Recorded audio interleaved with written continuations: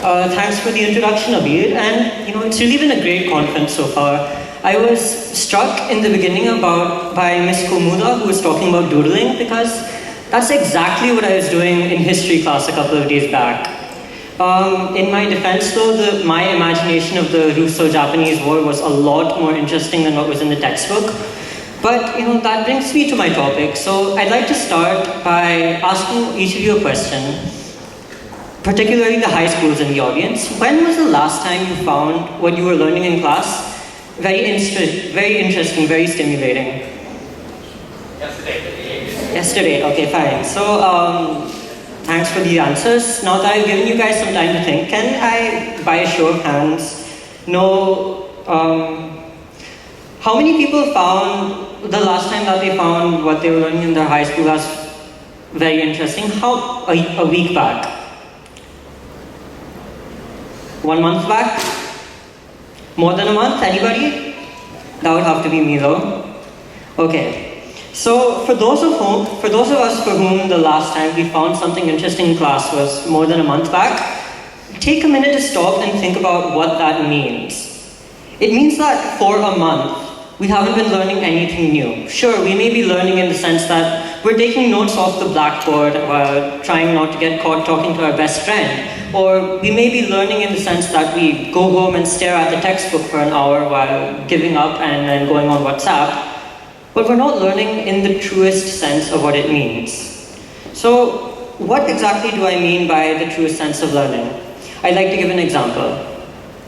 A couple of days back, I was at a friend's house and we were poring over our computer science textbooks when all of a sudden his little brother burst into the room. He was visibly excited. And he ran over to his mother screaming, "Look mom, look at what I did in school today." Thankfully, his mom was quite relieved that he didn't burn down the school, although I somehow feel that's what she was expecting. Instead, the child, what he did is that he went and showed his mom a video of them dissecting a sheep heart, which they had done in bio class that day. And there are a couple of reasons that I'd like to highlight this event. There are a couple of reasons I shared this story. One was the sheer level of what was going on. The fact that you had 8th graders who were dissecting a sheep's heart. When I was in 8th grade, the most I'd ever dissected was an apple. But more importantly, the reason that I love to share this story is that it highlights what exactly I mean by learning in the truest sense. Sorry about that. It highlights what exactly I mean by learning in the truest sense. That excitement, that anticipation, that look mom, look at what I did in school today. That is what I believe learning in the truest sense is, and that is what I feel many high schoolers are lacking today. A study by the Indiana University's high school survey for student engagement shows that 2/3 of high school students feel bored in class every single day. And that is a problem, because if we hold schools to be the centers of learning and the centers of engagement that we do, then we need more engaged students. We need students who are more interested in what they're learning. Now, why is this the case? Why is it that 2/3 of high school students are bored in class every single day? To learn about that, to figure out what a potential answer could be, I'd like to sort of take a trip to the past. Think about primary school, if you can remember anything about it. Remember how as kids we used to ask questions, the most wild of questions. We used to ask anything from something as basic as why do clouds move, to something as advanced as what would it be like to ride on a beam of light. As children, we were encouraged to study everything and anything, and our curiosity never really died down. Then we moved on to middle school. When science fairs, when class projects became more common. And our knowledge started becoming more deep. Science became physics, chemistry, and biology. And social sciences became humanities, civics, and economics. But the fact is that class still remained interesting and classes still remained fascinating. But then we were hit with high school. In high school, we were flooded with reports and with advice about how these 4 years would be the most crucial of our lives and how it's a now or never, a do or die situation. We stopped learning, we stopped paying attention in class for the sake of it, and we started doing it for marks. Assignments became less about exploring and more about keeping that GPA up. And that is why I believe we have stopped learning. So what can we do to fix it? What can we do to fix this situation, this problem that we have? Now, don't get me wrong, I'm not advocating for less assignments or for easier exams.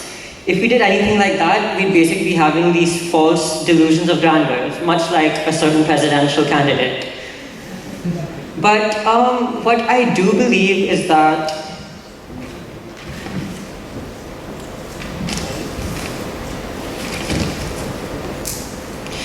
so how can we get back to these glorious days of old? How can we invigorate our system so that, students are more engaged? In essence, I believe that we need to reduce emphasis on tests and marks, and we need to put emphasis on learning for learning's sake. I believe that the best way to do this is through autonomy in learning. Now, before you slam me for putting teenagers in charge of their own education, I'd like to make one thing clear. I do not mean to say that schools should be run by children. When I say autonomy in learning, I mean that students should be encouraged to explore their topics beyond the confines of the textbook. For example, instead of having spoon-fed concepts and definitions, I believe that students could be encouraged to come up with their own examples in the classroom. Real-life examples of phenomena they study about. Countless studies have shown a positive correlation between academic achievement and the level of student engagement and learner autonomy. Take a study by researchers at the Chengshin University in Taiwan, which examined the role of learner autonomy in language learning. What happened is that there are 2 English classes, one control and one an experiment. The experimental group was allowed to try out various different styles of learning and learner autonomy, while the control group was forced to stick to very traditional methods. It was found that after the study, the experiment group had a higher score on a test given to both at the end of the experiment, as well as the experiment group reported a greater interest in language learning afterwards. So what more could you want? What more could make the perfect learning combination of learning, interest and ability and achievement? But if you'd not like to place your faith on a low profile study conducted by a relatively unknown university, let me cite one of modern times' greatest and most defining singers, actors, multi-instrumentalists, and artists, David Bowie. Curiously, apart from occasional saxophone lessons in his teenage years, David Bowie never took a single formal lesson in any of the disciplines he's followed. That means no nerve-wracking piano recitals, no tantrums upon being forced to practice an instrument, and no expensive yet ineffective private music tutors for Bowie. Simply passion and autonomous learning was more than enough for him to succeed and make it big. And Bowie is just one amongst hundreds of influential people who have taught themselves, including Benjamin Franklin, Michael Faraday, and the Wright brothers. That being said, there are of course difficulties in implementing a fully autonomous education system. A system has to be in place to ensure that students don't focus on unnecessary details while sticking to the main goals. You also have to make sure that certain students don't go too far ahead while others are left too far behind. But despite these small obstacles, the larger goal of learner autonomy is certainly one worth pursuing.